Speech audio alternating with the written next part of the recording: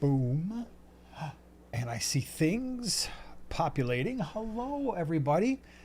Glad you're hanging out with us. Thanks for being here this fine Thursday, or if you're watching on the replay, whatever fine day it is for you. Very glad that you're here. Happy whatever day. What? I said happy whatever day. Happy whatever day. That's right. Oink. I didn't know what you meant by that. Happy whatever. So thanks for being here. We are going to have a lot of fun tonight. I was looking forward to this all day today. Were you? I was. I know the feeling. Do you now? It's like our friends. Well, that's a great thing. It is a great thing, especially you were from like an introvert such as myself. Yeah. So hope you were looking forward to it as well. Glad you're hanging out with us. And so tonight we do have a topic that we're going to be talking about. Imagine that. Imagine that. What was really funny is the topic. I don't know if we should be talking about this or not, because the topic we're going to be talking about is how to encourage the next generation in fish keeping. And I can't wait to hear for all of your suggestions when we do this. Where I think I am a failure at this is I asked Eli, the next generation, if he wanted to come on the live stream and talk about some of the things that, kind of got him interested in fish to the extent that he is interested. And you know what he said? No, I'm good. He didn't really feel like... It's a teenager for you, yeah. Yeah, he didn't really feel like, being on the live stream tonight. Now, in his defense... You may get some of that, introvertedness, like, no, I'm down, I'm like... No, it wasn't that. No? He gets really super hyper-focused. And what he's hyper-focused on over the last few weeks is he realized, we all realized not long ago, that he could technically graduate high school a year early, but they won't let him. So they're going to let him graduate a semester early. But then he's like, I want to start taking college classes. And so we had to do all this stuff to get him enrolled. And now he's enrolled in a college class this summer. He's got one in the fall, along with the only scheduled classes that he has for high school next fall for the half a semester or half a year that he's going to be there is all dual credit stuff. So he's taking this class that technically starts on the 2nd of June, a summer class, and they already opened up like the learning modules and everything. And so he's been like hardcore studying because he's like, this is my college GPA. I've got to get all A's. And so that's where his focus is. When I asked him today, now keep in mind, he's done with high school for the year. He finished junior year. He's been done for what? This was his first full week off. Mm-hmm. And he's like, oh man, I got homework to do. I got to focus on homework tonight. So yeah. Anyway, that's a very long story as to why he is not here talking about this very relevant subject. He may get that from me. I'm either completely obsessed or not interested in the least. And it can change by the moment, unfortunately. I think he's probably got a double whammy there. He's homozygous dominant for obsessive behaviors and hobbies and all other things, as you can see behind us and over there, and all the crazy stuff that we do. So anyway, glad you're here. As always, videos that have been happening over the last week or so on Sunday on Primetime Aquatics. I talked, in fact, about summer fish keeping and how, I see a lot of this stuff on the Facebook groups and all that kind of thing. And, if people even just show the slightest bit of interest in doing other things in the summertime, all of a sudden they're not a real fish keeper. So we addressed that in the video. Yeah, we all heard you open up that bottle. So we addressed that in the video on Sunday. If you haven't seen it, hope you will. On Sunday on Container Joy, what did you do? Grow more veggies says green glow cories look oh my gosh, can you imagine? And it's an oink saying too, towards the top of my list for the next generation, that glowfish section. Very eye-catching. So anyways, Sunday, squirrel. Container Joy, what did you talk about? Oh, he said, I had a really tough time, naming it. I'm just going to tell you that. It's basically when you want, a front door or part of for those of us who love containers, sometimes you just don't have the time, the energy, just the inkling to create something. You just want it maybe either really simple or striking. So I suggested 5 or 6 one and dones. You just get this particular plant, maybe multiples, maybe just one, and it looks like $1 million. Very cool. On Monday on the Tank Talk podcast, we talked about really cool algae-eating fish. It's always nice to have an extended amount of time to talk about the advantages, disadvantages of all the different types. So if you haven't seen the Tank Talk podcast, highly recommend check it out. And then on Monday, I'm going to mention this only because I still get a lot of comments on the channel we started a couple months ago, and that's the motorcycle channel, Iron Mission. If you are into motorcycles, check it out. I did something about the Pan America that I recently purchased. I put an exhaust on there. So if you're into motorcycles, I just want to mention it because it's amazing how many comments. I didn't know you had a motorcycle channel. Or you look like that fish guy. Yes. So Iron Mission is the name of the motorcycle channel if you're into that sort of thing. Yesterday on the small scape, you did what? Can you imagine if Matt Laidlaw did like an axolotl like channel? You'd be That like, would be amazing. that's Matt Laidlaw. Yeah. Small scape. You did a review. It's yesterday. It's like years ago. Yes, I did. I thought like a 6-month review of the Sea Shark Pro Nano that I've got on my 22. I've got a couple of them. I thought I would bring like a review and then also clean it at the same time just to, so you see like what it takes. And some like kind of quick pros and cons, just like a little shorty, for somebody. I thought it would be helpful. I hope so. Well, I hope so too. And then today, of course, Prime Timers, we talked about what happens when your fish gets sick, especially if it's just like, one of them or something like that. Andrew says, I was going to tell Eli that he needs to be ready to inherit Primetime Aquatics. Now I'm not sure. Well, at some point, maybe. You never know. Harley ads to open the show? Really? Were there Harley ads? That would be hilarious. Very cool. Well, that's all. Hey, Whip. Advertisements that you see, that's usually what YouTube is doing, is they are getting very good at providing ads for people that are relevant to those people, right? Well, it should, I mean, if you're going to be there, at least show something mildly interesting. I've never understood that. I didn't understand it back, this was like 6-7 years ago, when YouTube, like there was this big controversy because they were serving ads to children for things that they might be interested in, as if that was like some kind of a weird thing. It's not like the child's like, oh, let me whip out my credit card and go buy this thing, right? But that's what I would want, right? I would want relevant ads. That's something I'd actually be interested in. I don't need to see ads about, oh, here's a brand new pair of socks. I don't care about that. But you start showing me motorcycle ads and stuff, hey, that's okay. I like that What kind of thing. if there are fish on those socks? Then maybe. That's a different story. Saying. Yeah, that could be a different story. So, again, glad you're here. Today, we are going to be talking about how to get the next generation involved. Oh, one thing, where I'm going to be. So just a reminder, June, so this coming month here, it's going to be June in a couple days, hard to believe, but June 12th through the 14th is the American Cichlid Association thing, right? So the American Cichlid Association ACA Convention, along with the American Killifish Association, the American Live Bear Association, the International Betta Congress, that is in San Antonio, Texas. Would love to see you all there. That's coming up in just a couple of weeks now. So it's, what is that, 2 weeks from today? Is that true? Oh my gosh, hold on a second. That is true. It's 2 weeks from today.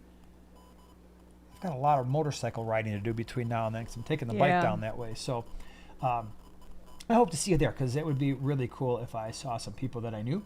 I will be at the Fritz Aquatics booth in their little vendor area on Thursday, Friday, and Saturday. So that's the plan. Let me see here. I want to say thank you to all of the moderators that are here. I see Oink, I see Whip, I see Zen. Oh my gosh. Whip, just kick back and relax. Yeah. Okay. Yeah. So just enjoy. Glad you're here hanging out with us. Thank you very much. Okay. Today, the next generation. Those utes. Younglings. Yeah. And the utes. We got to figure out, not that we're going to be the be-all, end-all here, but we need to kind of figure out how do we get the younglings, young people, interested in the aquarium hobby. And I've got some suggestions. Maybe you do too. You hear that? You didn't put the dogs away, did you? No, because I haven't the last couple times, and they were fine. And now we get that. No extra charge. Yeah. Do you want me to? Well, maybe somebody just got home. Well, I'm thinking Luke probably just walked in, and so now the dogs are like, hey, how's it going? How you doing? What's going on, man? How you been? Let me smell Who are you? What's your name? Do I know you? I do know you. Anyway, that'll settle down in a second because they are just like, okay, hi, and then it'll be over. Those of you who have dogs, you know how it is. Okay, the young people. Here, and that would be Rocky. You'd be yeah. like, poop. Yeah, Poop. hitting the ground. Be like, all right, I'm going to lay down now. So when I talk about the next generation, it could be anywhere from a little child to a teenager to someone who's in their 20s who's never had an aquarium before in their life. But I'm kind of thinking in my brain, mostly like children-ish, maybe even young teens, maybe even teenagers, right? Thing number one, make it fun, right? I think for people who are going to be exposing children to the fish keeping hobby, it's got to be fun for them. If it's just going to be, oh, it's going to be a learning experience and you're going to learn about nature. And now that's fun, don't get me wrong, and that's important.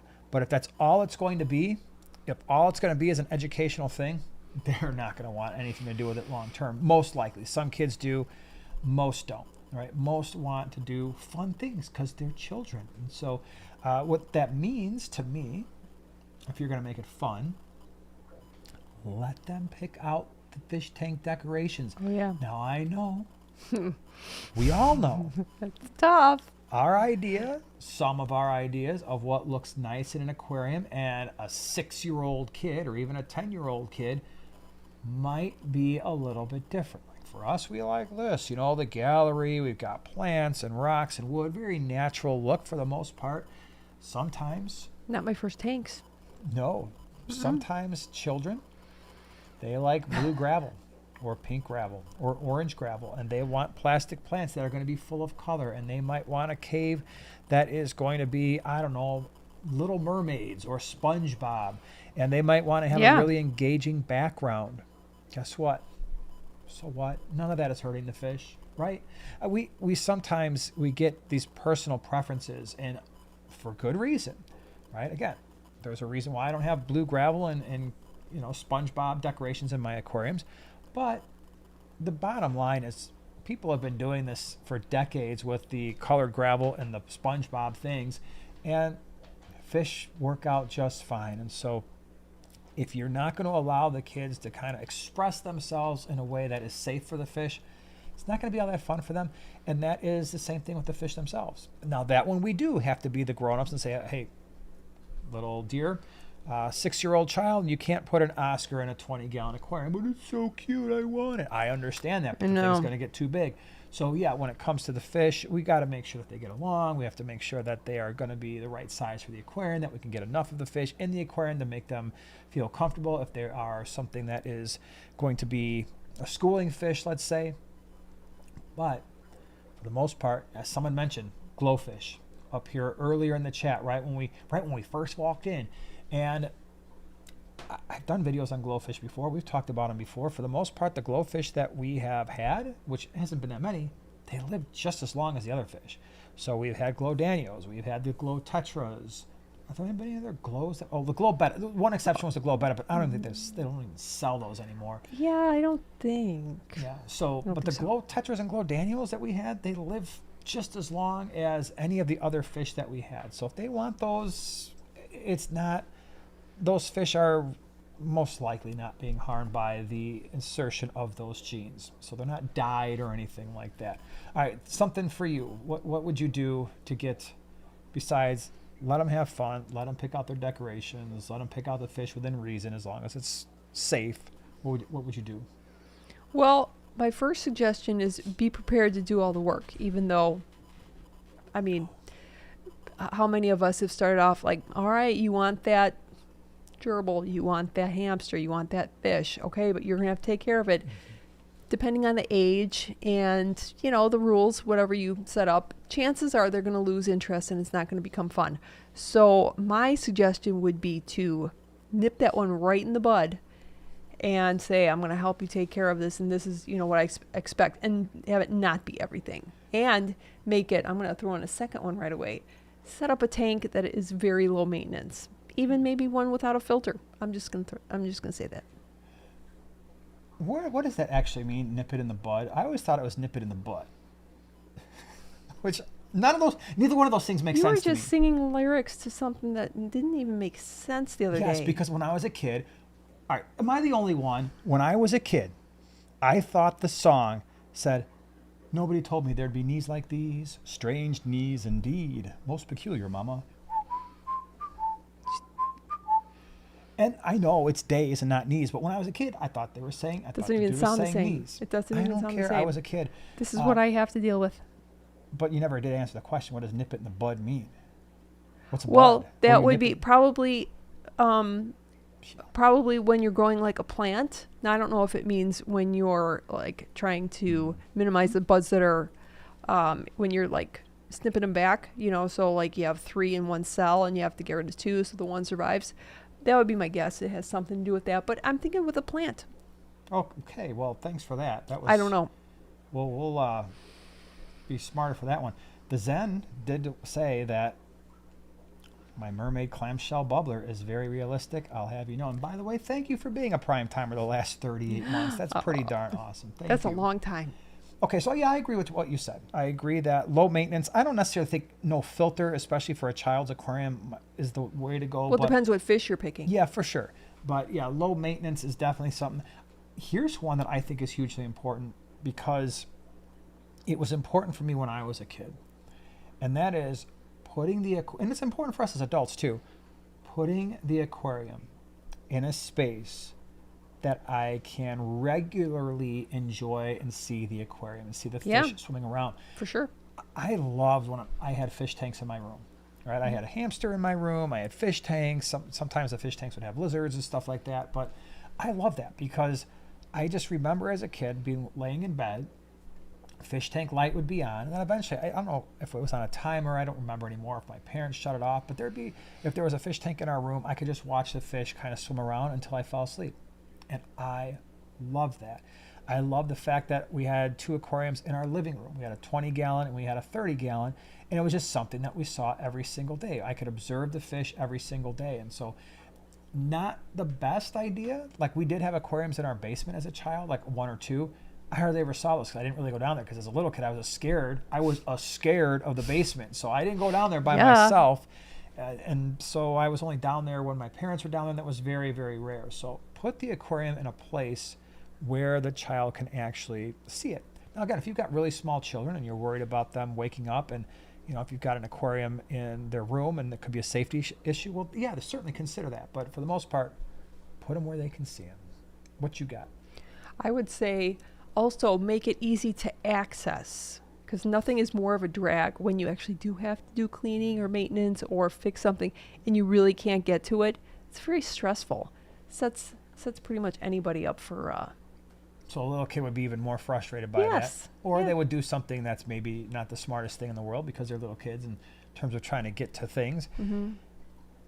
Now, you mentioned already the ease of maintenance, but that is definitely part of it, and that is letting the child have some of the responsibility that's age appropriate. Yeah. Right. And so when we talk about, Luke and Eli, our boys, from the time they were very, very, very tiny, they were down here helping, but it was always age appropriate. I mean, they literally started out with, before we had the wastewater system all in here, hold the hose out the window so that the water can drain out into the grass. That was their job. Hold the hose. The other one would be upstairs in the kitchen, because at one point we had to run our water from the kitchen down the stairs in the basement to here because we didn't have a sink down here. And the other person's job was to ensure that the water temperature was coming out correctly. And then we would just scream, okay. And that would be turn the water on. And then when the water came up the side, up high enough to the tank, okay. And then they would shut it off. Okay. So that was their age appropriate jobs. And as they got older, okay, well, now you can start doing some gravel vacuuming. Right? And I would watch them and make sure that they were gravel vacuuming adequately. Okay, you're getting a little bit older. Now we can start doing some algae scraping, and then you could eventually move into filter maintenance. And then pretty soon my kids were managing the entire fish room, and I never touched a tank. So it just, again, make it age appropriate, because if you don't, if it's too much for them and it's kind of sort of stressing them out, or it becomes a burden, just like it does for us adults, I was going to say human beings, just like it does for us older people. If you wind up stressing about the aquarium maintenance, well, it's not fun anymore. Then it's just like, I don't want to do this. I don't want this aquarium. I don't want to do this. I don't want to have to deal with it. So there's going to be a balance there. What else? What say you? Nothing? Well, the funny thing is that used to be, I'm even going to say used to be, betta was the gateway fish. I don't know if so much. Maybe kind of, because keep in mind, you're going to be having the parents like dictate, like, yes, you can. And a lot of parents these days, am I right, are going to be like, because you just don't want their first fish to not make it very long. It's so sad. Yeah. So I think that's kind of sad, but kind of a reality. Yeah. Oh, I absolutely think so. I agree with you there. And so when it comes to what they pick out, I think a lot of times children are going to be more interested in fish with color. And that was what's so appealing about the betta, and the fact that you don't need a huge aquarium to get started. But there's lots of fish that show great color. I'm thinking guppies and endlers and platies, and a lot of the tetras show great color. Even little chilies. Yeah, I think for the most part, if they like tinies. Yeah, you know. The children are going to want fish that have color. The other thing, and this is where the betta necessarily isn't the best choice, a lot of times kids want action in their aquarium. They want to see fish swimming around. Yeah. They want to see fish exploring. When I was a little kid, I used to sit there with a piece of paper and draw fish tanks, and I would draw the fish where I would normally see them, gouramis and my little red-tailed shark. In your Beavis and Butthead type of style, the drawing that you do, that would have been funny. You should have kept those drawings. They probably would have been pretty funny. You know, I probably should have. And then, yeah, I'd color them and everything. His drawings look like Beavis and Butthead, for sure. Like that style. I don't know. I do the best I can. It's something to behold. I It really don't is. claim to be an artist. Well, yeah, but in a way, you really are. Like you are. No one would ever confuse They're me very with an humorous. artist. They're very humorous little sketches. You have that. They're not supposed to be, but anyway. Yeah, get fish that are active, because active fish are probably going to engage children more. Here's one. You ready for this? Yeah. I'm going to jump ahead. How about, because we love this too, fish that breed. I think most kids are going to love to see fish that are breeding. Yeah. So again, your guppies, your endlers, your platies, usually you can keep those in around a 10-gallon aquarium, and they're checking all the boxes. They're checking the box of color. They're active. They're going to see fish babies, and most kids are going to be like, what the heck? I got fish babies. Mom, Dad, come take a look at this. They're going to get super excited about that. So they get to see that full life cycle. Now, of course, that's going to introduce some complication into your life, because that complication is going to be, what am I going to do with all the babies? But I do think that would be pretty interesting. What else you got? Nothing like right off the top. Okay, you've exhausted all of your... I'm answering a comment right now. So I was in the zone, because it was a really fun, super fun question. Okay, great. All right, next thing. This one, you're going to have to do this in an age-appropriate way. And that is, there's two things that I always say mess up fish keepers because they rush. Thing number one, this is going to sound so crazy, the nitrogen cycle. Yes, you're going to teach children about the nitrogen cycle, but you're going to do it in such a way that is child level appropriate. So if they're a 6-year-old, you're not going to be like, okay, little 6-year-old Susie, let me tell you about ammonia. Here's the chemical structure, and here is the specific species of bacteria that breaks the ammonia. They're going to be like, I don't know what you're saying. But you could say, hey, listen, I just want you to know that fish, just like when we go to the bathroom, so do fish. But since they don't have a toilet, they have to go to the bathroom in the water. And when they do that, just like we wouldn't want to be walking around in our own stuff, waste, the fish, when they have to do that, they get sick. Luckily, there's bacteria in that aquarium that help break down their waste, their bathroom materials, and there's other bacteria that do that too. But if we don't do that, if we don't figure that, if we don't have the bacteria in the tank, then they get sick, right? And so you could explain it to a child like that. And of course, the older they are, the more details you could add. And the reason why that's important is it allows them to understand, okay, well, I can't add a lot of fish at any one time, and I want to be careful about how my water parameters are. The other thing, of course, is quarantine. And that is, hey, just like sometimes people get sick, sometimes fish are sick. And sometimes you have fish that are sick at a pet store, but you don't know they're sick until you bring them home. And then when they get sick, they make the other fish sick. And so therefore, we want to put them in a tank that's all by themselves so they don't get our other fish sick. And we're going to keep them there. We're going to watch them for a month and make sure that they're healthy.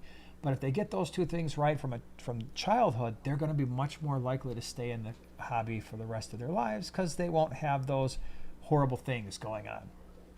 Maureen Josh, Jason needs a fish care book for children. Now that would be something, huh? Zach says, with your I'm drawings. going to call it bathroom materials from now on. Yes, bathroom materials. Oh my gosh. It could be like really, like the little flip books that has like 5 pages. Start them off when they're really young, when they can't even like form sentences yet. Yep. Fish keepers. Sarah, just wanted to say thank you so much for becoming a prime timer. Really appreciate it. Hope you enjoy it. Thanks for being here. Okay. Do you have anything, or can I keep going? Because I've got all these things in my brain that I wanted to talk about here. The next thing. I don't know how many of you kept fish as a child, but I did. And there were times, without getting too deep, there were a lot of my childhood was not necessarily a childhood that I'd want to remember. It was a little rough, especially in my younger years, but there was some highlights. And one of the highlights was getting to go to the fish store and pick out new fish. And I have explained this in videos in the past where I very much remember the pet store by our house, and you would walk in and like all the hard goods were basically up front, but then in the back were all the fish tanks. But the back was like almost like a hexagon shaped fish room sort of area. There were no lights in the room. There were only tanks. They were all on the walls, and the walls were black. And so the only illumination was just the tank itself. Even the fish tank lights didn't shine up on the walls or anything. So it was just the front panels of all the aquariums. I think that they were at least 3 high. And I just remember being able to walk around there, and I could stay there for hours. I mean, literally, if you allowed me to go there every day, I probably would have done that.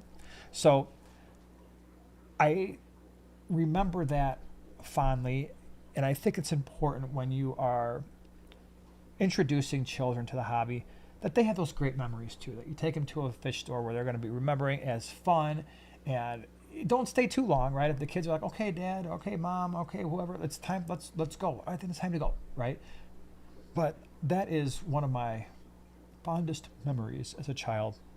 And so I think that's important too. Take them to different fish stores. Like, hey, we're going to go someplace different. You want to go? And hopefully they're like, yeah, let's go. It's going to be awesome. I know our kids, they like going to different pet stores when they were young. Now, I would make this is something that just popped in my head, because I remember when I first started, and you go to, all right, you want to go to the fish store? You want to pick out a fish? Yeah, all right. Oh, you should really preface that before you walk into a fish store, because I remember like everything that I wanted. You're like, no. I'm like, how about that? No. How about that? No. Because who knows what I was looking at. Probably baby arowanas, just like Lisa, So I would definitely make it really clear before you even go. Like, hey, just set them up. Like, just so you know, we're going to see a lot of cool fish. Chances are there's going to be a lot that we can't have because our tank is, and just give it really simple. Our tank is only this big, and we want the fish to be happy, and you want them to survive. Just give a few little simple things so that they're ready, that there's going to be a lot of fish that they can't have, but there's still really cool options. Yeah. Either that, or you just, have them look around at the stuff before you purvey the tanks, and then which tanks you show them and have your list, or we're going to choose between these 5, and then you just show them specific tanks, and they're choosing between those. So you don't show them the super cool fish that you can't have. Unless you say, tragic. Hey, save up your money, and we can get this gigantic aquarium. I'll go halvesies with you. I was going to say, no. Or you're like and you'd be like, well, we'd have to get this 50-gallon lowboy then. Yeah. I'm like, okay. 50-gallon lowboy, huh? Because that's going to solve the problems. Well, I remember that specific situation when we went to Aquatics, and that's how we got it, 50-gallon lowboy. I didn't stop you because I really wanted the 50-gallon lowboy. Yeah, and then we got 2 of them, so there's that, his and hers, which both became mine. But anyway, yeah, I think there's something else to think about too, and that is we're talking about, hey, introduce important concepts of fish keeping to your children or to the young generation, the next generation. But as part of that, don't, and I think I've kind of mentioned this, but I want to reiterate, don't push too hard on the educational side and start introducing a lot of stuff I'm not ready for. Again, if you want, if you, in order for kids to enjoy the hobby or to stay in the hobby, they have to enjoy the hobby. And so if it's just becoming another school for them, most kids got school all day, right? The last thing they want to do is spend their weekends having to go to fish school, or they want to enjoy the fish. Now, again, there are certain things you have to introduce in order for the fish to be healthy, but there's no need to like just go crazy and go overwhelm them with information that is just going to be too much for their brains to process.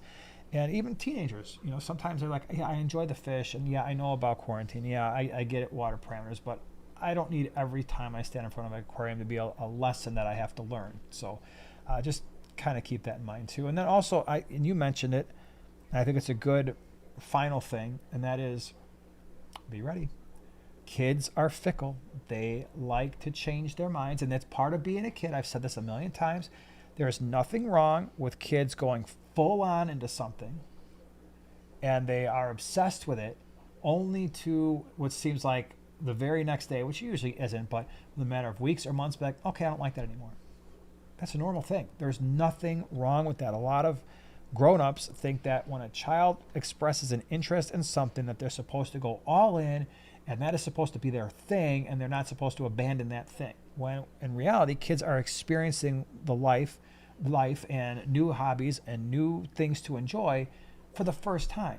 And so they might really enjoy something until they realize, okay, well, there's also a bunch of work that goes into it. And so I might not want to commit myself to doing the work to enjoy this particular hobby. Maybe I'll enjoy a different one more.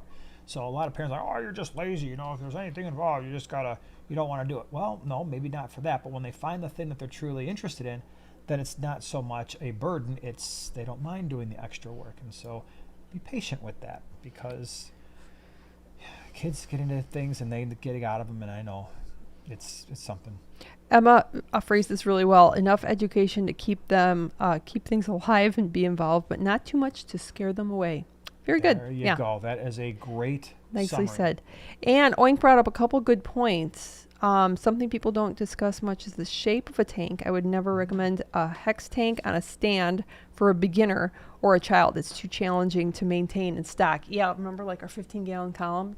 Yeah, it was so tall that even my long gangly arms would not be able to get to the bottom, and that was frustrating to maintain it. And I had the 35-gallon hex too, and that was a tall tank. And forget that. I mean, the 4-foot 150 was almost impossible to do any kind of real scaping with that, because it was tank was 30 inches tall. Mm-hmm. So yeah, Dennis, thank you so much for gifting 5 new prime timers the experience of a lifetime. Thank you for doing that. Really appreciate it, really. Oh, and Oink had another suggestion. Let's see, make sure you have all the equipment you need before you start working with your aquarium. Misplaced equipment leads to aggravation. Yes, it does. Yeah, and does. And then I would encourage that right when you start off. Make sure that you have designated area, and you know that you need these 5. Keep it simple. You need these 5 things, and everything needs to go back where it came from. Or there's going to be a big problem. Yeah. Laura says, I have twin boys. So far, I've been waiting until they ask questions. Gradually, I get more and more details the more they ask why. Kids are naturally inquisitive. If they're interested in something, they're going to ask why. And hopefully you've got a reasonable answer for them. And sometimes if you don't, be like, hey, you know what? That's a great question. Let's go on YouTube and try to figure it out, or the internet or whatever. Let me see here. Rowan says, it always pains me when I see someone come into the fish store and leave with a 5-gallon aquarium kit with a dozen guppies all at the same time. Yeah, I know. Yeah. And that goes back to when John and I, on the Tank Talk podcast a few weeks ago, we were talking about some of the ways that to get people, not just children, but people in general, into the hobby for longer. And it really does start with the pet store, that they're the ones that are customer facing, if you will, and they're responsible in many ways to ensure that their customers are successful, because they're going to be repeat customers. The more they know and the more success they have, the better it is for the entire industry. Okay, let's see here. Steel Waves said, my son got me into the hobby 4 years ago when he asked for a tank. As my interest grew, he lost his, but now at 9, he's fallen in love with fish again, and I couldn't be happier. Yeah, that's the other thing too. Is that can happen, yeah. There could be ebbs and flows. You know, it's kind of interesting with our boys, with Luke and Eli. To me, Luke was always the one that was more interested and got more excited about the hobby. For Eli, for a long time, it was, you know, he was down here. He didn't complain or anything. I mean, he did his jobs and stuff. I mean, again, they're employees, and so it's not like they're doing this stuff for free. They're not, out of the kindness of their heart. I would never expect them to. It's a big job. But it was when Luke got his job working for the fish wholesaler, he'd get excited. He'd come home and he'd be like, oh, Dad, we got this fish in, we got that fish in, and oh, this was cool. And so every once in a while, he'd be like, hey, can I bring this home? That's how we got Chuck. Yeah, it's how we got Chuck. But he's been super busy now because he's in college and he doesn't work at that place anymore. He hasn't in the last, I don't know, year and a half or so, maybe a year and a half.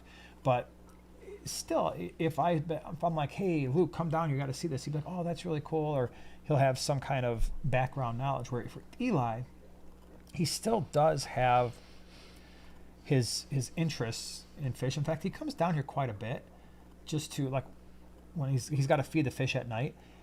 That process takes about 15 minutes, but he's usually down here for like an hour, and I think he just likes coming down here and hanging out, and you know, the fish tanks and just being around. And if you ask him, hey, what are your favorite tanks or what are your favorite fish, he doesn't dive as deep as Luke did or does into some of the stuff like that, but he'll tell you, okay, well, these fish over here are my favorite and this is what they are. But yeah, it's just interesting, the differences between the two of them. Okay, I'm going to scroll down. I'm going to get all the way to the bottom of the chat, because last time I was like all messed up. And then I'll work my way up. Emma says, I got thrown into the hobby because my sister impulsively bought me a mystery snail as a gift. Yeah. I went to YouTube to figure out what to do and found you guys in KG Tropicals, and now here we are. Well, and here you are with your Corys. Well done, Emma. Let that hobby spin way out of control. That's the way we like it. That's right. Yep. Way to go. Oh, that's so cool. Fishy Chick says, my grandson calls almost every night to see the fish and say goodnight. So cute. That is very, very cool. I love that. You know, it's interesting. My brother, who grew up in the same house that I did, obviously, he's my brother, he called about 3 weeks ago. And he was like, hey, so they had just moved into a new apartment, and they're like, do you still have extra fish tank stuff? Because I think I mentioned that a year or two ago. And I was like, yeah. He's like, well, we want to set something up. So I actually, bad me, I've still got to call him and figure out what he wants to do. Right. And cool. He wants to get all set up again. Although, I don't know. I got to be honest. There's a part of me that's like, no, we're not doing this. And the reason why is, I've told this story before. You can just plug your ears if you've heard it. When we were little kids, we were down in the basement. We had a pool table down there. And I was being a typical jerky older brother. I'm owning my jerkiness. And I was probably like maybe 7 or 8, and he's 3 years younger than me, so whatever, 4 or 5 years old. And I don't know, I was making fun of him or doing something stupid, and he was standing across the pool table, or maybe I hit one of his balls, you know, that he was trying to knock in and knocked it out of the way. Well, he took a pool ball and he threw it at me.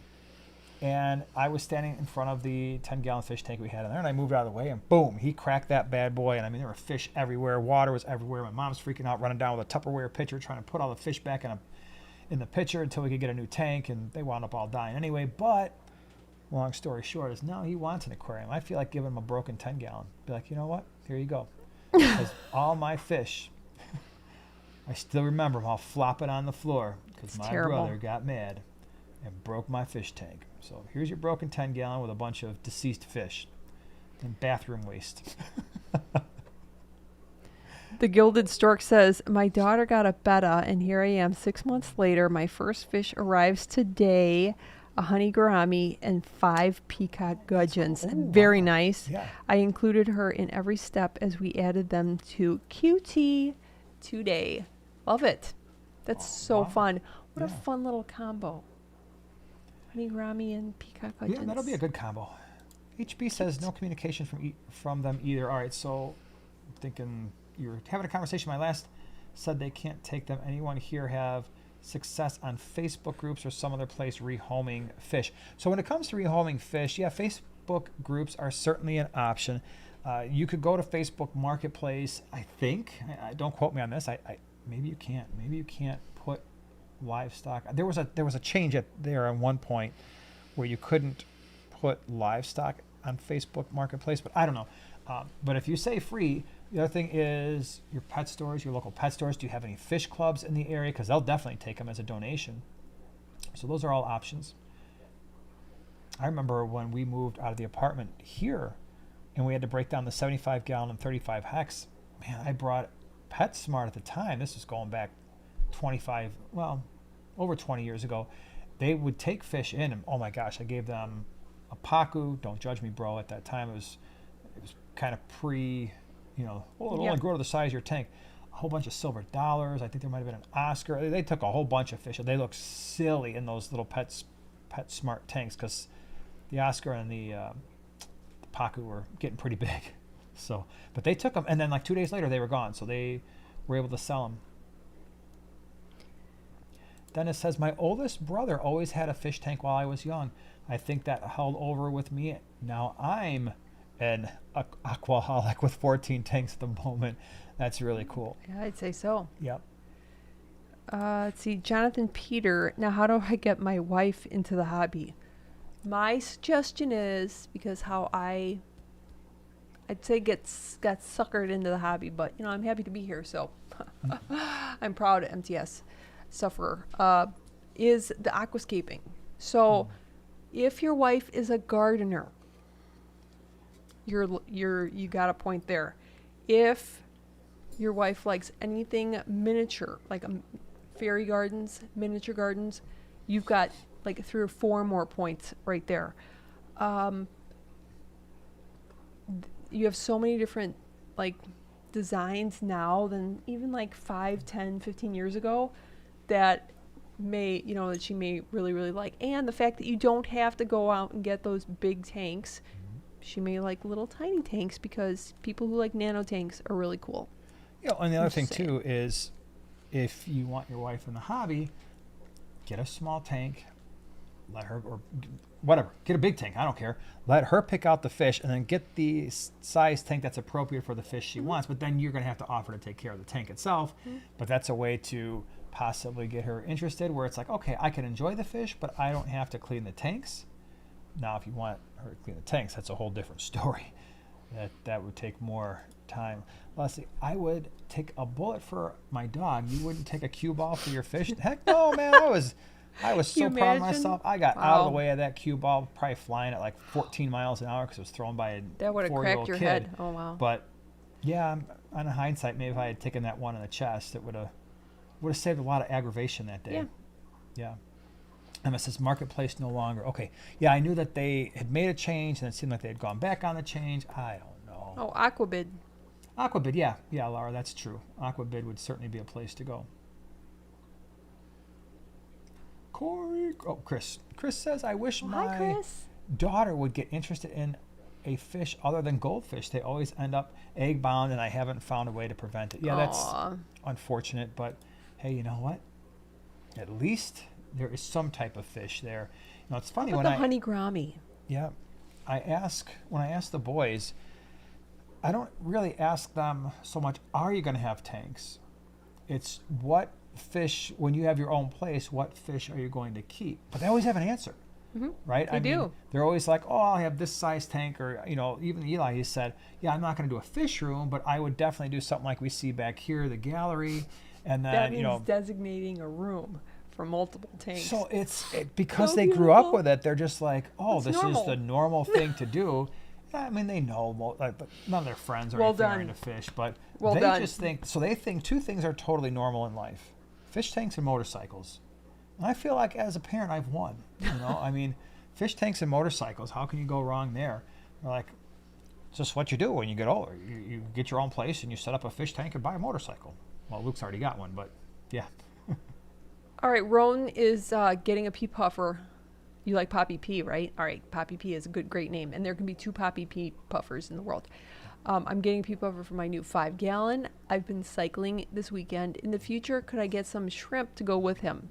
I think some Blue Dream shrimp would be stunning with the fish.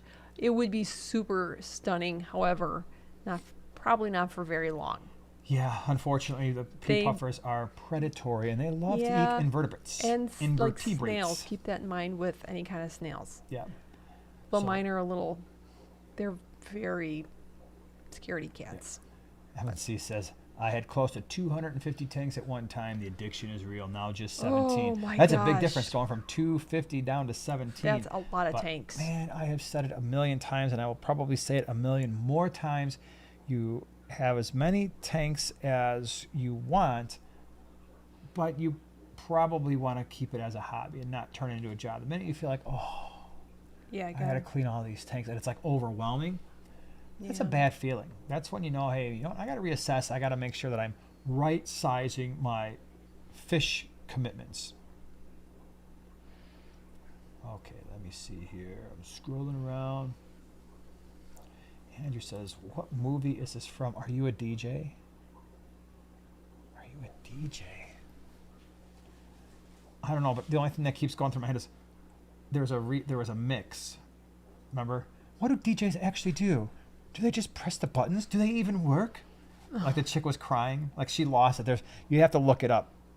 There was try to explain it to me. It was lost in translation. You have to look up the what do DJs actually do mix or girl, because it was like a TikTok or something like that, and she was like crying. I don't know, she just lost it, but for some reason she was hyper focused on what do DJs actually do with all the buttons? Are they even doing anything?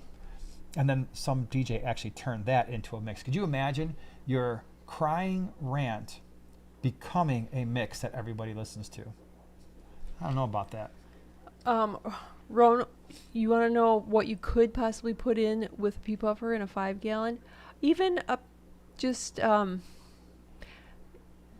this is coming from somebody who currently has peas. I have 2 peas, and I have them with chilies. Okay. The problem is my peas are very scaredy cats, and pea puffers are generally pretty slow eaters. They're going to hover around, helicopter around, and decide, do I want to get that snail? Even if I smush up the snails, they're going to be a little scared. And they're going to think about it, and they're going to hide. What do you think the chilies do with any kind of food? They eat it right away. So the minute you put anything in with pea puffers, your possible problems just go considerably up. So if I were to do that again, and if I had the chance to, I would keep them in separate tanks. And pea puffers can be very picky eaters. Pea puffers, you also have to feed them live food. You can maybe get away with frozen, but I do baby brine, live baby brine, and snails that I forage for them. Yeah. So. Vita says, off topic, how many Cardinal teters would you recommend in a 40-gallon with 2 gold rams, 3 epistogrammas, and Cory cats? That's a cool mix. Probably 20. I think that'd be pretty cool. It'd be pretty striking. Yeah. Right. So about 15 to 20, I think would be a pretty nice amount. Rat poison, any fish in your room named Harley. So here's a fun fact. To the best of my knowledge, there's only one fish in the fish room and in the gallery that has a name. Just one. Do you know what that fish is? You don't, do you? Well, I named one of the, but you wouldn't know that. One of the Anachromis, my favorite little guy, I named him Herbert. Okay. But you don't know that. I don't know that. The only fish that I have in the fish room right now that has a name is Raphael. Yeah. He's a Raphael cat. So, yeah, that was really genius, right? Yeah. But I am very hesitant to name fish anymore because, no. Think about it. Timmy, deceased. Chaz, deceased. Chuck, gone. Happy, of course, was one of our first. Happy, yeah. Roger and Ruby, our Midas cichlid pair, deceasted. Yeah. So it just gets too emotional when you start naming fish and then all of a sudden they go away. Although, you still have the gold saffron. Yeah. I named him a long time ago, but I named him a couple different things. Well, like, you name fish, but if you don't tell me, I don't know they have a name. This was when I scaped the tank like the first time that I named him. It might have been like Sunkissed, but then it just didn't stick. That's a dumb name. That's what I said. I said it just doesn't. It doesn't stick. So then I think I changed it, but then that one didn't stick either. Well, So thanks for sharing that one. I mean, that's, so he could have a name, but he doesn't, and we don't need to name him right now because that means yeah, no, we're he's not naming gonna any be more like, fish. I'm out. It's Can you bad luck. imagine? We name him tonight and he's gone Tomorrow I got to do tomorrow. a video. Yeah, remember what Told happened? ya. Don't name your fish. That'll be like the title of the video. Don't name your fish. Don't name your fish unless you want them to decease. Uh, Mrs. M's Aquatics. I maintain a 55-gallon and a 10-gallon planted community tank in my kids' preschool. That's cool. The little ones always want to help with water changes. I also have a 20-gallon bedded tank in my grade 7 classroom. That's very cool. Yeah. That is fun. Fish tanks in a classroom can be a really nice thing. I actually had, at one of the former universities I worked at, I had, did I have 1 or 2 tanks? I think I had 2 in my office. And then one of my colleagues put 1 in his office. And then at one point we had 1 in a lab, but the problem was weekends, there was nobody there, and which is fine. They can go 2 days without eating, but then over the breaks were a big issue. So, because then we have to like take turns coming back, and then okay, take my office keys and that kind of thing. And we made it work, but it was a big time pain. Cody says the most amount of tanks I've had at one time was 12. Got to be too much. Now I just keep 1. Hey, you know what? 1 is wonderful. 1 is wonderful. As Martin says, 22 tanks and 1 on the way. Very nice. Yeah, so we got up to, in our house, our entire home, I think we hit 80 was, gosh, even saying that number, like how the heck did we, well, we didn't do it, the boys did, but my goodness. So that was when Eli had one side, and he still had that side, and then this side was all Luke's, and he could not, he was very, very efficient. So, but we had 80 tanks up and running at one point, and then when we got rid of this side as being a fish room, we went from like 40 down to the 5 here, and then we still have 5 in various places upstairs, and then 30 across the way. So we're at about 40 right now. All right, so wait, everybody put in how many tanks you have. Yeah, This I gotta see. Oh my gosh, I gotta see this. And no fibbing. Cool. No fib. Who's? I have 173. I'm gonna lie about I have it. 2,000 tanks. Oh, yeah, just gonna sit over here and tell lies about how many All right, fish here we tanks I go. have. That would be a very sad thing to 8, do. 3, 4, 15, 13, 7, 2, 2, 4, 11, 4, 2, 7, 22, 17. Too many to count. All right, Jeremy.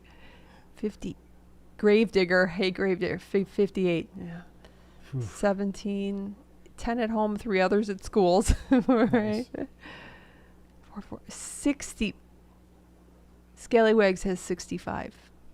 It's impressive. Travis has 28. Faust, 2 right now, but I'm planning 2 more. All right. So Gypsy Moon said, "Oh, Jenny, my, 0. one mic is load and 1 is low. Jason, is yours low?" Hold on a second. I'm gonna turn Joanna's down a bit, just How about because now? normally I don't know why you actually talk softer than I do, but I think your mic. Well, I'm constantly messing with Yeah, it all right, because my thanks, Gypsy. hair Let me literally know, like everybody else, sticks to it. If so I'm we're always okay in like, terms of audio, because usually somebody pipes up like right at the beginning, "Hey, someone," and I don't mind hearing that. Like Yeah. at the beginning, if someone's like, "Hey, audio's off a little bit," somebody's a little bit too loud compared to someone else. But yeah, your mic volume was up a little bit more than it usually is relative to my mic volume. so let us know if that's better. Yeah, I never understood that. Okay, let's see here. Okay, let me see. Oh, Jazzy Bell, you got 18. Wow. Ron says, "I don't want to know what that electricity bill is like."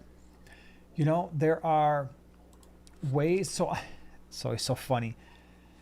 I don't know if this is like this where you live, but where we live, our electric company every once in a while will send like a, how you're doing using electricity. And so they'll show you, your neighbors, your efficient neighbors. And of course, efficient neighbors have like this much electric usage. Average neighbors have this much. And then there's us like running off the side of the paper. But there are ways to make sure it's not crazy, right? So for instance, we heat the room. And so by heating the room, we don't have a bunch of extra heaters. There's heaters in 4 of the gallery tanks over here. That one, the barb tank, is not heated. And then only one aquarium on the other side has a heater, and that's just a backup because we used to have I don't even know why I have that in there. It's a backup heater, but back when we used to have cyprochromis in that tank, they haven't been in there in probably like a year and a half. So yeah, so that saves a ton of energy, is not having to heat all these individual tanks. And then we have all LED lights, so that is a way to make sure, not that most aquarium lights these days are LED. And then the big thing is on the other side, on the fish room side, we have a central air system, and that one pump runs the entire fish room. And actually, I had 5 hang-on back filters running, and I'm down to just a long-term test on. There's an AquaClear 50 on the other side that I'm running a long-term test on, that's still running. But for the most part, I shut off even the hang-on back filters in a lot of these tanks because I found I didn't need them. And there's a couple of CJ Shark Pros running, and I could probably shut those off because they were in tanks that were heavily stocked at one point when we had a big order come in. So there's ways to save. There are. Got 2 super chats. Yeah, JR, thank you so much. Really appreciate it. Would it be suitable to keep gobies and hillstream loaches in a heated above ground pond covered with a metal dome mesh? I have 2 tanks and working on a pond setup. Yeah, hillstream loaches definitely like it cooler. Depending on where the gobies are from, they would like it cooler too. So it just depends on how warm you're going to allow that pond to get. So we're not so worried about the pond getting into the low 70s, upper 60s. What we're worried about in the summertime is it going to start getting into the 80s? That would probably be my bigger concern, but a decent amount of flow would certainly help. I would be a little careful. Just, again, higher temperatures is what I'm more worried about. If you're going to heat the pond and you can keep it in the low 60s or whatever, you're fine. You're totally fine. In fact, we keep most of our gobies at 78. And in fact, the hillstream loaches that we had in here, they were kicking at probably where that tank was, 75, 76 at least, but a lot of flow. So plus the size of the pond too. The smaller the size pond, the quicker it's going to heat up. Fluctuation, for sure. Yep, that's a good point. The Gilded Stor, thank you very much for the super chat. In a new quarantine with seeded sponge, do I need to be careful of water changes messing up the bacteria? That's a great question, and the answer is no. So I would go ahead, because your fish are going to produce the ammonia, and if you've got a seeded sponge filter, the nitrification process is going to happen. So you're really just doing the water changes to control nitrate concentrations. So I wouldn't worry about the water changes messing up your bacteria, because your bacteria are adhering to the surfaces of your filtration anyway. They're not in the water column, so you won't have to worry about anything there. We do water changes in all of our quarantine tanks pretty much all the time without any issues. Cody has been a prime timer for 16 months. Thank you so much. Really appreciate it. Something I've never seen but have always wanted to try. Ready? Yeah. An outdoor pond for rainbow sharks and other mates? Thoughts. Outdoor pond. So it'd have to be a big space, right? Yeah. So you'd need a big space for that. Rainbow I have sharks. never attempted to try and keep more than one rainbow or red-tailed shark together. Now, again, you'll see them at the pet stores. Like, well, how come they can keep 30 of them in a tank there? And I think part of the reason is, one, they're young, and usually, right, there's just usually a couple inches, and 2, they're so overstocked that it's like, okay, there's no point in fighting. But I don't know if overstocking larger rainbow or red-tailed sharks is going to alleviate any issues. You could just wind up with a whole mess load of fighting. Okay. What? Did you want to say something? Yeah. Andrew says, don't tell me you haven't seen the Lego movie. Oh yeah. We saw the first one, but isn't there a second one out? We have not seen any subsequent one, but that's where my Grammy was named after. He was named after Emmett Special because he was special. He was missing kind of part of his fin. I like the Lego movie. Yeah, they're funny. They're funny. They're layered, And Chris Pratt, he's natural. Okay, let's see. Yeah, Laura, exactly. Fish store, they're not staying long enough to claim their territory, and even if they are, again, they're so small, they don't get fully aggressive. They get more and more aggressive as they get older. Wait, what was the quote? Is that where the quote came from? What was the quote? Do you remember? Are you a DJ? I think it was. Is that from the first one? Yeah. Oh, it's been a long time. I have to brush up on it. Said another thing we should discuss is the setup location of a tank. Ever tried doing a water change on a large tank on a floor when downward flow with a water changer hose doesn't exist? Yeah, that is not fun. That is so true. And so you always want your aquarium to be situated relative to let gravity do its thing, right? Yeah. Let gravity be able to, hey, I got a gravel vac in there and it's just siphoning. That's the entire fish room. But the biggest regrets that I had were some of our 20 gallons, especially under the low boy, they're close enough to the floor where we can get the gravel vac, run the hose to our drainage system that's around the periphery of the room.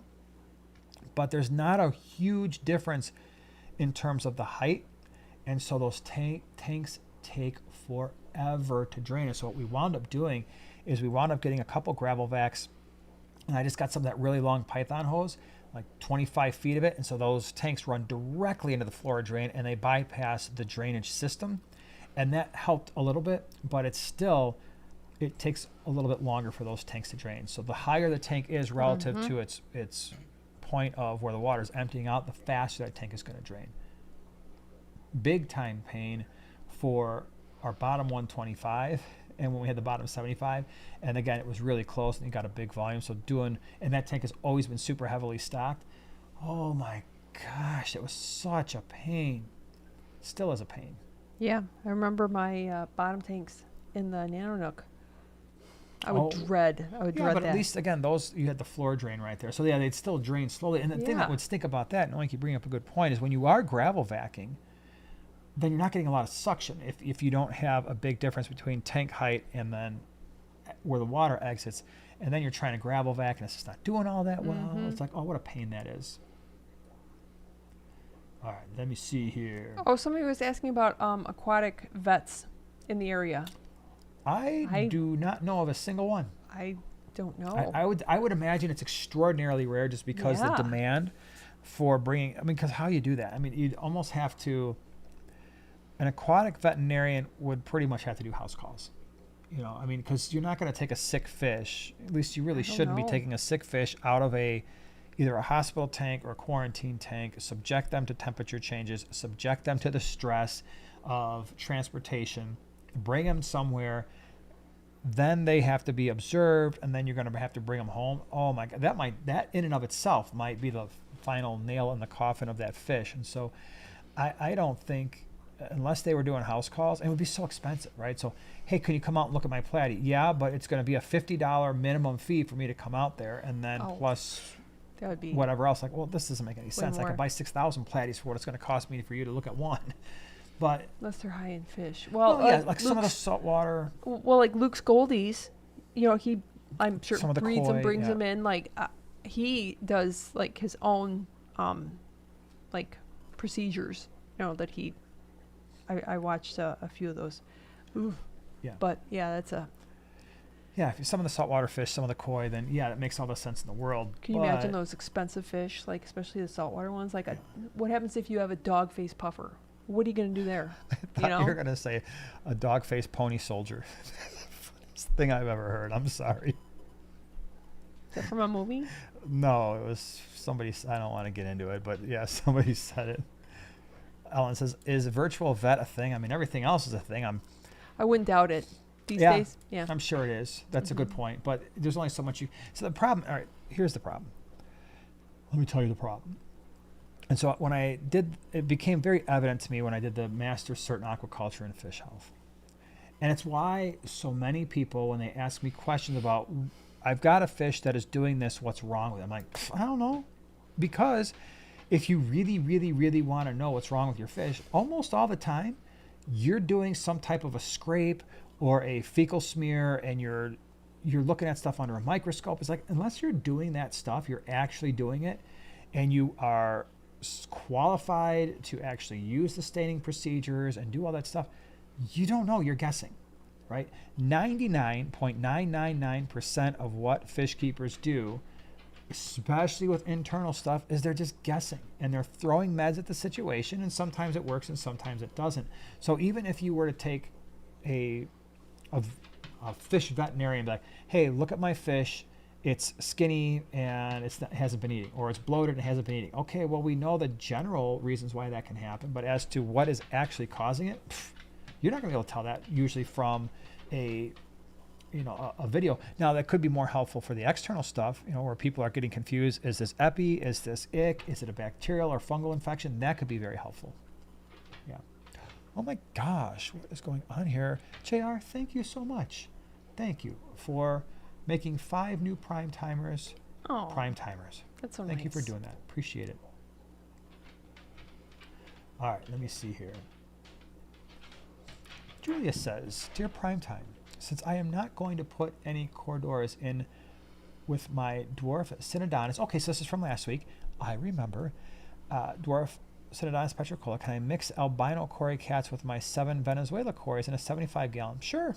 Absolutely. Throw another 7 in there. You said 75 gallon? I don't think that's an unreasonable thing. Throw 7, do 7 and 7. They should get along just fine.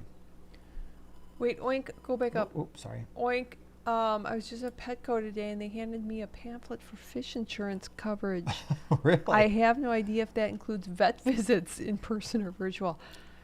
Fish insurance coverage. That sounds like one of those warranties that you walk out of Best Buy. Yeah, like right? Yeah, I just bought these $20 headphones and I spent $8 on a warranty. I should be covered. You're kind of anti-warranty, though.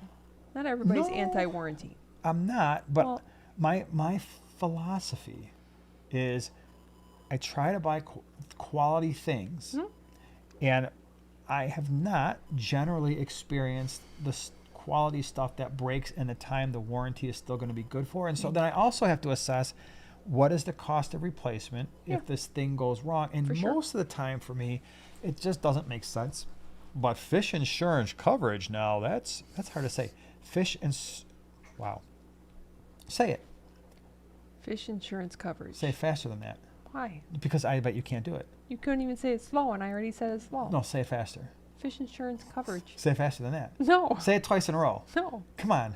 No. Do you guys want to hear say it twice in a row? I think you should. Go on. You know you can't do it. That's why. I bet. Oh, and just to be fair, I want everybody out there to say fish insurance coverage really fast. Let's see how many. I want to know how many times you were able to say it without messing it up in a row, but relatively quickly. You can't just be like fish insurance coverage. Fish. I mean, you got to say it fast, right? Like fish insurance coverage. Fish insurance coverage.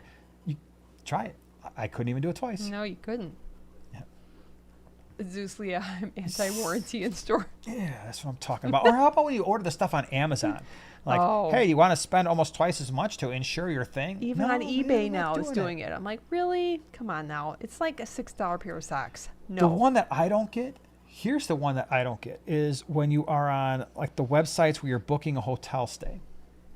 And on the website, it tells you you can cancel this like up to 48 hours before you're supposed to leave. And their next question is, but do you want to insure it just in case? It's like, no.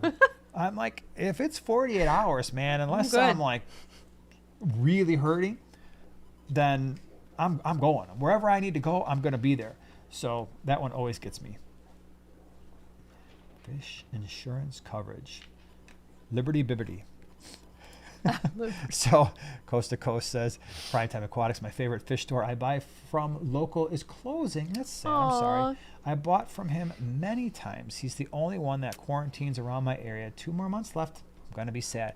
Well, hopefully somebody in that area realizes there is a need for a quality fish store to do said things like, I don't know, sell healthy fish and maybe, just maybe, quarantine for a little while. I always maintain it's not cheap. It's not cheap for these stores to do.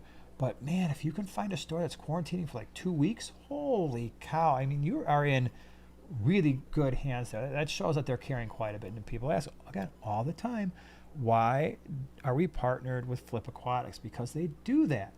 They do that. They quarantine their fish for 2 weeks. They quarantine their shrimp for 2 weeks. And that is huge for us. All right. Let me see here. Yes, Leslie. Liberty Bibbity. That's what I was thinking too. Patrick says, hello. So, I'm trying to figure out the best way to move my shell dweller colony to a new tank, and I was wondering if you have any ideas for the best way. Thank you. You want to know what I do? I take the shells, if the fish are in there, and I literally chuck the shells in the next tank over. That's what I do. I mean, it's not high tech. And I think I did a video at one point where people were like, hey, I can't get my shell dwellers out of the shells. There's a couple ways you can do this. Take a 5-gallon bucket, put some rocks, like big rocks, on the bottom, drain some fish tank water into the bucket. Put some of that egg crate on top of the rocks, put the shells on top of the egg crate. Put a light on there. Usually the fish are going to be like, whoa, I'm very close to the surface and I can go deeper. They'll swim through the egg crate and into the rocks. Often, shells will be empty. Usually, fish will be at the bottom of the 5-gallon bucket. If you don't have time for that nonsense, I have shown what I have done is I will take the shell, usually because if the shells have been in the tanks for a while, they're pretty brittle anyway, super gently. I will get a flat surface, take a little hammer, crack, crack, crack, just enough, crack open the shell, fish plops out right into a bucket or a catch cup. I've done that a million times, but if I'm just transferring the shell dwellers to another tank, I'll catch the fish that I can see, shell and all, boom, right into the new tank. There you go. Hey, we have fun. Never lost a single one doing any of those things. So, how about that? Jennifer says, planted 40 breeders, 7 Buenos Aires tetras, 1 electric blue acara, 2 juvenile Siamese algae eaters, 1 juvenile hillstream loach, 4 cories overstocked. Not at all. Nope. Buenos Aires tetras. Sometimes they will eat plants. So just keep an eye on that. If you find you're like, man, my plants are really not doing well, it could be those guys. But outside of that. And 7, is that good enough number for them? Yeah, I might try to. In fact, I would probably, that's a good point. I would do 2 things with that tank. Now that you mention it, I would try to, in a 40 breeder, I think you could probably add 4 or 5 more Buenos Aires. That will cut down on them picking off the weakest one all the time. Electric blue acara is cool. 2 juvenile Siamese algae eaters in the 40 breeder should be no problem, especially because you said it's planted. Hillstream loach might be kind of cool to add a couple more of those as well. Cories are fine, but no, you're definitely not overstocked. You've got space in there, but I would use the space to add some more Buenos Aires. In our 75-gallon right here, and this it's actually in a Buna tank, we've got 15 in there. They're working out really, really well. Emma says, I made my first purchase at Flip Aquatics Monday. Good. Can't wait to get my shrimp. Oh, you got little shrimpies coming. Nice. That is so exciting. Tell the class what kind of shrimp you ordered. I want to know. Yeah. Very cool. That's super exciting. Little shrimpies in the mail. Yeah. Laura said, I got some super healthy otos from Flip. I've been struggling to get some that weren't on death's door. One of these Flip otos is absolutely unit. Is an absolute unit. Absolutely nice. Yeah, otos are one of those fish, man. They either definitely, I would never buy otos unless they were quarantined by wherever I'm buying them from, because they can be super hit or miss, at least for us in those first week or so. Asher says, my angelfish will not breed. Please help. 5 adult angels planted 55-gallon tank with 5 lemon tetras, good parameters, 80 degrees, extreme, and frozen food. So that's good. We've got some quality food there. Temperatures are fine. Tank size is fine. Are you sure you got both males and females? I think that would be a question. You said they're adults, and so adults to me are, okay, I take the palm of my hand, and they're getting close to about that size, maybe. Not quite that size, but they're getting there. When you say water parameters are fine or good water parameters for angelfish breeding to me means somewhere around neutral, maybe a little bit on the acidic side, but neutral should be plenty adequate. And then GH and KH, certainly single digits. I would probably prefer, if I was trying to breed angelfish and keep the fry, somewhere in the 5-6 degrees for both of those. I think that would be very helpful. If they were wild caught, you'd have to go lower. The pH would be much lower, sometimes into the 5s, and the GH and KH would be in the low single digits at that point. So, but and be careful what you wish for too, because once angelfish start getting going with breeding, they can overrun you with fry. HB, what plants are good for 75-gallon community tank, Joanna? 75. Oink sent me something. I'm reading it. Okay, but right now we're talking about a 75-gallon. 75. Why are you asking me for a 75? Well, I'm just curious what plants you like for a 75. Well, my first thought is almost always for a bigger tank is Val. Now, I like corkscrew Val the very, very most because it's super cool and whimsical and fun. But any kind of Val is going to get like really tall and great, and it's going to spread around the tank. Others that I do like, of course, are crypts. I know you're going to say probably swords. I'm not the biggest fan of swords. You got to be careful on a 75-gallon. I mean, yeah. So can you move your brain case over here? Because you see that bad boy right there? That's a 125, by the way. That is a sword plant that when we got it was about this big. And within 6 to 8 months, we've got this. And it's now taking up probably a quarter of that 125. And we had a sword. But you can go back to being a normal human being. Sorry, thank you for that. So you do have to be a little bit careful with the swords because they can get really monstrous even in a 75-gallon. We had a sword that was about that size take up half a 75-gallon. But yeah, you can make it work there. I do like the jungle val. I do like the crypts because we've got some crypts that were as tall as a 75-gallon. In fact, in that 75 barb tank, the crypts that we just put in there, they're about close. Some of them are getting close to halfway up the side of that tank. So that's a nice mix. You see this plant right there, that is a Nubius. And a lot of times people don't realize, like, what are the Anubias that get really big like this? I'm not good with the species. Congensis? Coffeefolia. See how she just looked at me? She hurt my feelings. We're going to need marriage counseling now. Coffeefolia gets really big. And right. So does Gracilis, but you don't have any Gracilis in there. I think you do have some Coffeefolia. Yeah. So this one is actually growing out of the tank, and you can see the leaves. Yeah. This is really hard to do. Right there, there's leaves there, so that could be a really good one. And they can get really big too. And dark. That's why I really like the Coffeefolia because it's a really dark green. Mm-hmm. Yeah.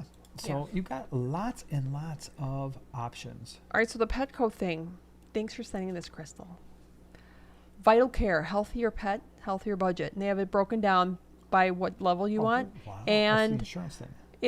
It's more like a membership, and you get, so for the fish, bird, fish, reptiles, and small pet are included in the same group. And so you only get limited benefits for them, like $10 a month. And it seems to be a lot of discounts. So you get a lot of discounts, so and you like can if your accrue fish dies, we'll replace like rewards. Yeah, so if you, okay. Like to go get plants or whatever, if you're, that might be something that you could look into. This is funny. Yeah. John says, cool. So I recently turned 21. Am I considered the next generation of the hobby? You Yeah. are. Congratulations, by the way. Yeah. Love the little thumbnail guy. He's got a peacock gudgeon in there. So you can are see the next that generation. far. That's you gotta good. carry the baton. Take Go the get bull 'em. by the horn. Take the fish by the fins. Go and buy 5 more tanks this weekend. Just kidding. Don't do that. I'm just kidding. I mean, maybe do that if you really want to. Who's to say?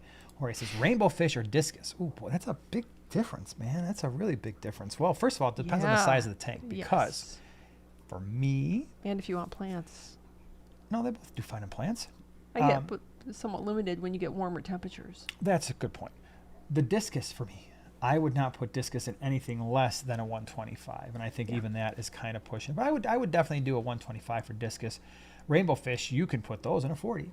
So it just depends on the size of the tank. I've got rainbow fish in this tank. Enjoy them quite a bit. They're very the males get very colorful. A lot of activity. So part of it depends on how much activity do you want in your aquarium? Because discus, as you know, they're not swimming around all crazy, but colors are insane. And male, pardon me, Excuse me. male rainbow fish also get a lot of color, but they're going to be far more active, and you're going to have a lot more options with the rainbow fish as well. But man, I've been seriously wanting a discus tank for a while now. We just don't have any openings in our fish room for them currently.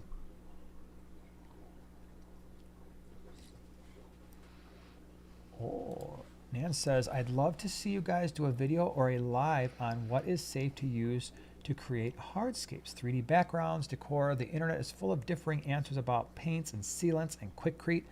So I can tell you that Quikrete is fine. I did a 3D background, a homemade one. And so what I did is I just got a bunch of like the styrofoam sheets, went to Lowe's, and I cut them up into little wavy sections and just made them all irregular. And I measured out, okay, I was in a 20 gallon. So I'm like, okay, it's 24 inches wide. And I didn't make the wavy parts any more than about 4 or 5 inches deep because I didn't want to take up too much space, especially in a 20. Then what I did is I used silicone and I siliconed all the layers together. I took a paintbrush, mixed up the Quikrete, slapped all that stuff on. I used the Quikrete color so that it made it like a darker gray. Quikrete color, and then I mixed that in there, and then I painted the styrofoam, let that dry. I think it took a couple days, did a couple of coats. The only thing with that is you have to soak the ever-loving heck out of that Quikrete fake background because it will send your pH and water hardness through the roof, and it will do it for a while. And so what I did with that 20 gallon is I just stuck it on the counter of our kitchen. I would fill it up, wait about 12 hours, and then I would drain it, and I'd fill it up. So basically every morning and every evening, I would fill and then drain and then fill. And then I think I had to do that probably for a solid week before everything stabilized, the pH stabilized, the water hardness, and then it was fine. We had that set up for years. Absolutely no issues. There were fish in there that was old as that background. No problems whatsoever. But yeah, we should do a little bit more on that. The sealants, for me, I don't take a lot of chances. So at the Lowe's by our house, there is a silicone that they have that is fish tank safe. It comes in a blue bottle. It's a small bottle. It's not like the big giant bottles, but it's about that big. And I use that. But I also don't use a lot of it either.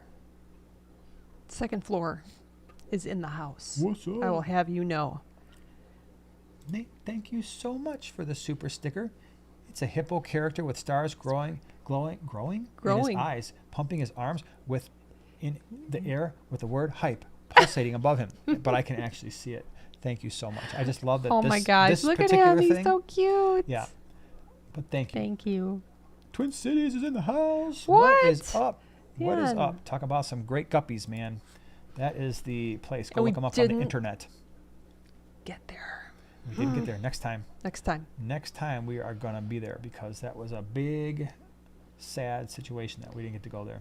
All right, I have to read this because I just have to read the name. Okay. Super funny. You ready? Yeah. John the Stir Fry Guy. Is that fun? That's fun. I already have 40 plus tanks and I've had fish since I was 11. So 5 more tanks could possibly be in my future. I don't see. 5 would be like just I like don't see why not. Yeah, I'll pick up 5. Yeah, 5's a good number. I'm gonna set some over. 9 would be a better number because then you'd have a nice. You could say I have 20 tanks instead of saying 16.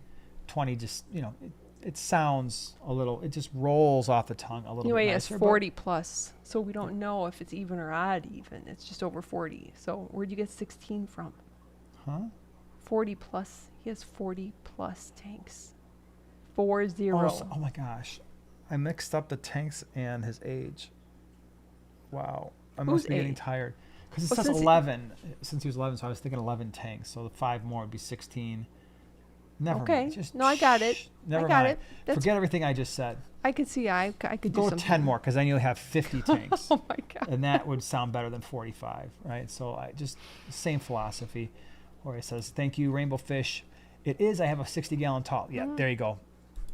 Then the Rainbow Fish will work wonderfully. Very cool. Oh, Emma got bamboo shrimp. Oh, Alamo Pan- shrimp, yeah. and shadow panda shrimp. Uh-oh. Sounds like we're migrating from Cory cats to shrimp. Bamboo shrimp are so There's much nothing fun. wrong with that. Oh my gosh, that's cool. Primetime Aquatics. Have you ever had Pictus cats breed for you? If anyone, including children, craves activity level, I can't think of a fish that's more crazy active than a group of Pictus. Yeah, they are ridiculously active. I have not had them breed for me. I've had them before. Super, super, super crazy fish. Just gotta have the right size tank for them. I would say at least probably a 40 breeder, long term. But yeah, those are some. I haven't had those in a long time. Those, you know what else I haven't seen in a long time? So I mean, they still have Pictus cats at some pet stores, but I haven't seen them in a while. The upside down cats. Oh yeah. They used to be, when I was a kid, they were everywhere, and certainly in the 1990s, they were everywhere. That was, one Right? of the it fish. And then Now I don't see them nearly as much. But Nor I do also I. never had the best luck with them either. I mean, I haven't kept them in probably 10 years, but even like 10 years ago, I remember thinking, okay, well, they just didn't live that long. I don't know why. maybe they just don't like Chicago. Maybe they just didn't like my upside down food. I guess not. Mm-hmm. We got time for a couple more questions, I believe. Right? Yeah. Okay. John says, I'm trying to save a space for metaframe tanks. Yeah, now we're talking. You ever want to see something really cool? Go up to Door County or Green Bay in Wisconsin and go to, oh my gosh, what's the name of that pet store in Green Bay? Did a fish store tour. All he's got are the old school metal frame tanks. Tons of them. Oh, The name always, it just never sounds like a fish store to me. Systems, isn't it? Aquatic systems, aquarium systems. Maybe aquarium systems? It's in Green Bay. I've done 2 store tours, so if you go, I don't even know because I don't know the name of the store anymore, but it's an awesome place. That was helpful. We'll have to maybe we'll go there when we go to Door County this year. Should we? Yeah. I think so. Let's do it. I think it's aquatic systems something. Oh man, it's driving me crazy. Now I don't remember. Creative Pet Keeping, no, she's in Illinois. Yeah. If that's what unless you're just talking about something else. Never mind. Then disregard me. Illinois. Illinois. All right, let me see here. Laura says fish keeper. I don't know how many fish I have. Master fish keeper, super boss. I don't think. Gosh, could you imagine? I wonder. That's a great Advanced aquarium systems. Advanced aquarium systems. I was close. Yeah, that is the place. Yeah. If you want to see a really cool store, it's one of my favorites. I wonder at our peak how many fish we had. Like the most fish we've ever had in the fish room. So when we had, I wonder. It would have been when we had all 80 tanks up and running, and it would have been when we were using. At one point, we were probably using like 35 as quarantine tanks. And there were times that some of those orders would come in and there would be 5,000-6,000 fish. Mm-hmm. Plus the existing fish that we already had. I wonder, I don't know, maybe conservatively, we at one point, maybe we had 5,000 in the fish room. Somewhere around there, 5,000-6,000. I don't know. It was a lot. I didn't have names for them all. Oh, that's cool, Casey says, my son has 3 upside down cats with his angels. They've been doing well for a year. That's cool. I like it. I like it. Foss says, my local fish store has glass cats and they are gorgeous. If I wasn't addicted to guppies, I would seriously consider a tank with them. Yeah, they're cool. I've got half a dozen or so in this tank. And then craziest thing is I have the other type of glass cat in here as well. I have 2 of them in there. And yeah, I really do like them quite a bit. All right, what do you say, everybody? Should we call it an evening? I think it's about that time. Oh, should have mentioned this earlier. We will not be here next Thursday. So that's right. Yeah, so next Thursday we won't be here. And in Boo. fact, Joanna and Eli, can we say that in 2 weeks, you two? I just don't even know. I don't even know they're about gonna that. run because I will be in San Antonio. So next week we won't be Second here. There floor. won't be any He's going to live be in stream. San Antonio in 2 weeks, FYI. Yeah, so no live stream next week, and in 2 weeks we're going to give it to Joanna and Eli. And so you're going to bring the Like, hardest questions you can possibly bring. I don't know how to work all this stuff that you I do. will teach you. It's just a couple of buttons. It's going to be just fine. So anyway, everybody, thank you so much for being here. Joanna and Eli will be back in 2 weeks, and then I'll be back in 3 weeks.